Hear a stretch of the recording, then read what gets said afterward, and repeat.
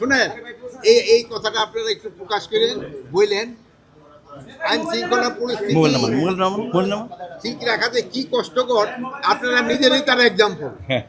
এই যে আপনাদের এই অল্প একটু কথা বলার জন্য আপনাদের অর্গানাইজ করতে কি রকম সমস্যা হয়, আর আপনারা একসাথে হইতেও কিন্তু কি সমস্যা হয়। ইনশাআল্লাহ স্যার। এই দেশের লোক এই 18 কোটি লোকের পুরো আইন শৃঙ্খলা রক্ষা করা কিন্তু এরকম জি সমস্যা। স্যার, একটা ছোট এখানে আছে যেমন আমার এখানে আসার মেইন উদ্দেশ্য হলো তাদের থাকা এবং খাবার অবস্থাগুলি দেখার জন্য।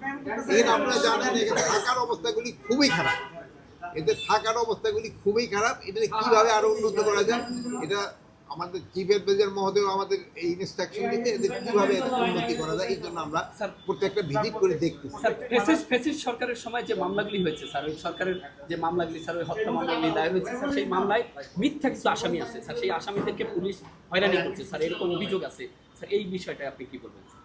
মিথ্যা মামলা যেন হয়রানি না করা হয় এই জন্য কিন্তু পুলিশের অনেক আগে থেকে ইনস্ট্রাকশন দেওয়া হচ্ছে, মিথ্যা মামলা যেন হয়রানি না করা হয়। স্যার, একটা অভিযোগ ছিল যে প্রত্যেকটি থানার ভারপ্রাপ্ত কর্মকর্তারা অফিসের যে ফোনগুলো, সেই ফোনগুলো অফিসিয়ালি যে নাম্বারগুলো ফোন দেওয়া হয় তারা ফোন রিসিভ করেন না, এরকম একটা অভিযোগ। গণমাধ্যমের সাথে সম্পর্ক খুবই খারাপ, কল দিলে কল রিসিভ করে না, অস্থিরা কল রিসিভ করে। বেশ কয়েকটা থানা এখন হলো কি, এই যে আপনার এখানে কতজন আছে? 50 জন। 50 জন।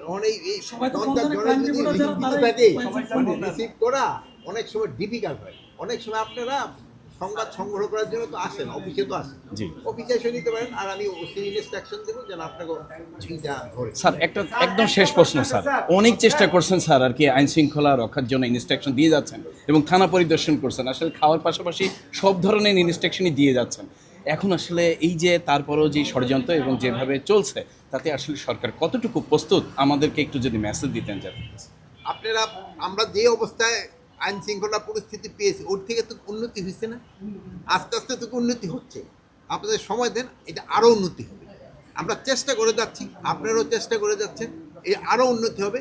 আর আপনাদের কাছে আমি আবার একটা অনুরোধ করি, এটা সবসময় করি, আপনারা সত্যি সংবাদটা এটা আমাদের দিয়ে দেন, এটা হলে সবচেয়ে ভালো। অনেক আছে কিন্তু ওই স্পেশালি বাইরে থেকে অনেক মিথ্যা সংবাদ দেয়, বাইরে থেকে কিন্তু মিথ্যা সংবাদগুলো দিলে অনেক সময় কিন্তু একটা সমস্যা সৃষ্টি হয় লোকজনের সঙ্গে। এখানে শোনান, এই জন্য অভিযোগ নিতে চায় না দেখে আমরা কিন্তু অনলাইনে যেন অভিযোগগুলি নিতে পারে এই ব্যবস্থা আমরা কিন্তু করার চেষ্টা করি।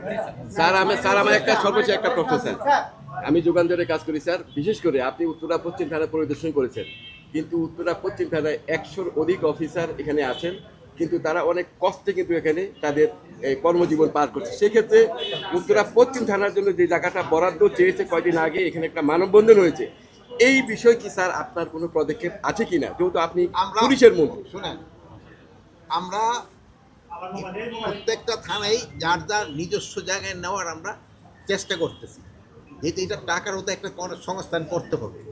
এই জন্য আমরা আপাতত 9টা থানা আমরা 1 সেপ্টেম্বর থেকে নতুন জায়গায় শুরু করে দেব, অন্যান্যগুলি আস্তে আস্তে শুরু করে, একসাথে আমরা তো সবকটা শুরু করতে পারবো না।